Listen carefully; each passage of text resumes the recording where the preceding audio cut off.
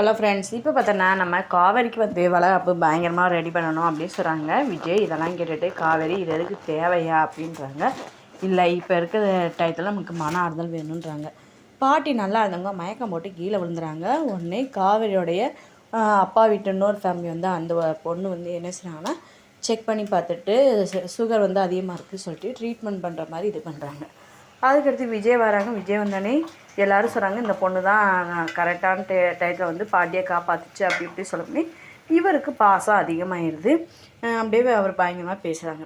அதுக்கடுத்து அந்த கம்பெனி பிரச்சனை இன்னும் முடியலைன்னு சொல்லிட்டு ரொம்ப ஃபீல் பண்ணிகிட்டே இருக்காங்க. அதுக்கடுத்து இந்த வளகாப்பை பற்றி விஜய் வந்து வீட்டில் எல்லாத்துட்டையும் சொல்கிறாங்க. உடனே கங்கா வந்து ரொம்ப ஃபீல் பண்ணுறாங்க. இவங்க மட்டும் நல்ல பெரிய லெவலில் வளகாப்பு வைப்பாங்க, எல்லாம் பண்ணுவாங்க, நம்ம இந்த டயத்தில் நம்ம வீட்டுக்காரே கூட இல்லைன்னு சொல்லிட்டு ரொம்ப புலம்புறாங்க. அதுக்கடுத்து இங்கே பார்த்தோம்னா காவேரியோட அம்மா வந்து ரொம்ப ஹாப்பியாக இருக்காங்க. இந்த மாதிரி தன்னோட பொண்ணுக்கு வளகாப்பு நடக்குதுன்னு. ஒரு பக்கம் கங்கா ஃபீல் பண்ணுற பார்த்து அதை நினச்சி ரொம்ப ஃபீல் பண்ணுறாங்க. ஆஃபீஸ் பிரச்சனை வேகமாக முடியுமா என்னான்ட்டு நீங்கள் மறக்காமல் கமெண்ட் பண்ணுங்கள். நம்ம சேனலுக்கு நீங்கள் புதுசாக வந்தீங்கன்னா சப்ஸ்கிரைப் பண்ணிக்கோங்க. தேங்க்யூ.